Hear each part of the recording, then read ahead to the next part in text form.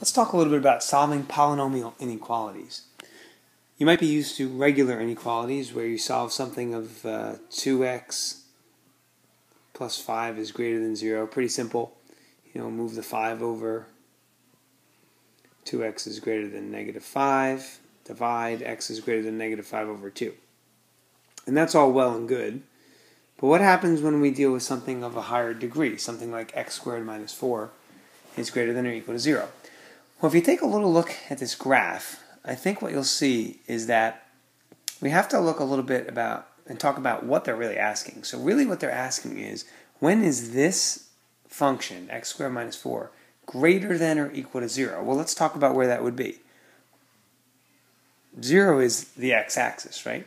So the question itself is really asking, when is this function above that x-axis? And if you look carefully, right, there are some really specific areas. Let's try and highlight those a little bit. If you look just like right here and right there, both of those places, the graph happens to be above the x-axis. So the question is, well, how would I be able to identify those places without even seeing a picture? Well, let's keep looking at the picture a little bit further. How could I tell that those are the places where a graph would stop being above the x-axis in this case? If you look real carefully, it crosses the x-axis at two very specific locations. Those are obviously called the zeros. Well, in this particular graph, it crosses at 2 and it crosses at negative 2. Well, how could I find those? Well, if we go back to the beginning here, it just so happens that if I were to factor this, I would get x plus 2 and x minus 2 is greater than or equal to 0. And then I can tell that there's two zeros in this function, 2 and negative 2. And if we go a little bit further in depth, right, here's negative 2, here's 2. Let's just test a couple values just to kind of prove that what we're seeing on the graph is indeed correct. Let's start with a number in between negative 2 and 2. Let's say 0, right? If we plug 0 back into the original inequality, 0 squared minus 4, and say that's greater than or equal to 0. The question is it? Is that sentence true? And it's not. Negative 4 is not greater than or equal to 0. So because of that, we're dealing with a region where 0 is located right here in between negative 2 and 2 that proves the graph is not greater than or equal to 0. So anything in here wouldn't work. Now let's plug in a number outside of that region. Let's say we plug in like 5. We'll call this a test value. Again, go back to the original inequality. 5 squared minus 4. Is that going to be greater than or equal to 0? Yes. What about if you use negative 5? Well, same thing. Negative 5, quantity squared minus 4. That will also be greater than 0. So we're dealing with two regions, right? Two intervals that correctly identify where this function is greater than or equal to 0. So how do I express my answer? Well, as an interval, and it would be really easy for us to just say that this graph is greater than or equal to 0 from negative infinity to negative 2, and then again from 2 to infinity. Let's try another one. Let's take a look at negative 2x cubed minus 7x squared plus 10 is less than 0. Now I've gone ahead and graphed it for you, and you can do the same thing in your calculator if you wish, just to follow along. But what did we notice last problem? We noticed that without a graph, it would be very difficult to identify where this graph was less than 0 unless we knew some very key points, and those points were the zeros. So one of the things we're going to have to start off here is by finding the zeros first. So I'm going to go ahead and give you a minute to find those zeros, and then when you come back, I'll throw the zeros on the screen, and hopefully they match up with what you found.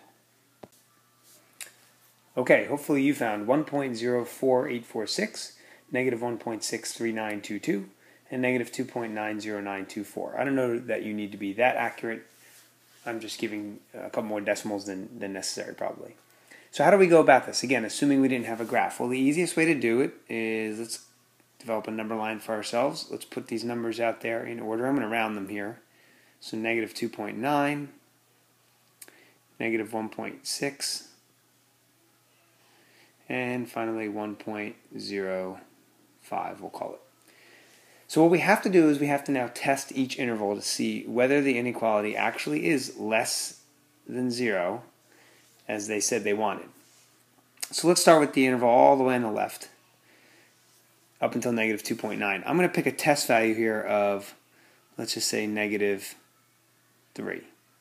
And I'm going to go back into the original inequality, and I'm going to try and figure out if that value winds up being less than or greater than 0. So go ahead and plug in negative 3, and let's see what you get. Did you get 1?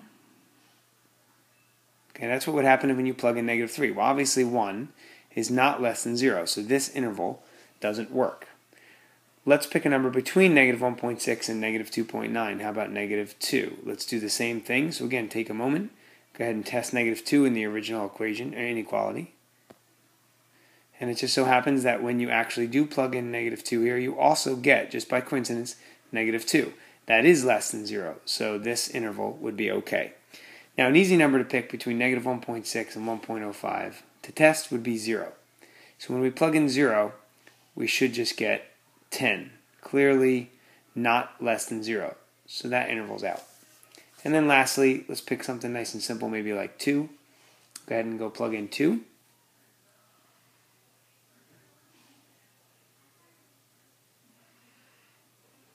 And again here, just so happens that you get negative 2. So this region's okay. One thing to just note while we're talking about this is you notice that in this particular example, the regions that were successful alternated. We had an unsuccessful region, then an okay region, unsuccessful, okay. That does not always happen, so I don't want you to think that just because of this example it would always happen. Don't assume that.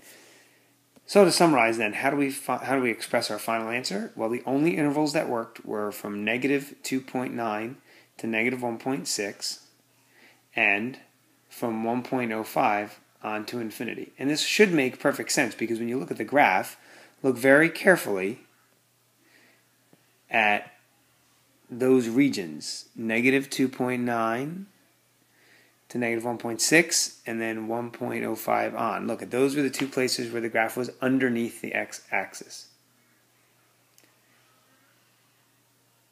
That's just a simple, quick video on how to solve polynomial functions of higher degree, quadratic, cubic, things of that nature.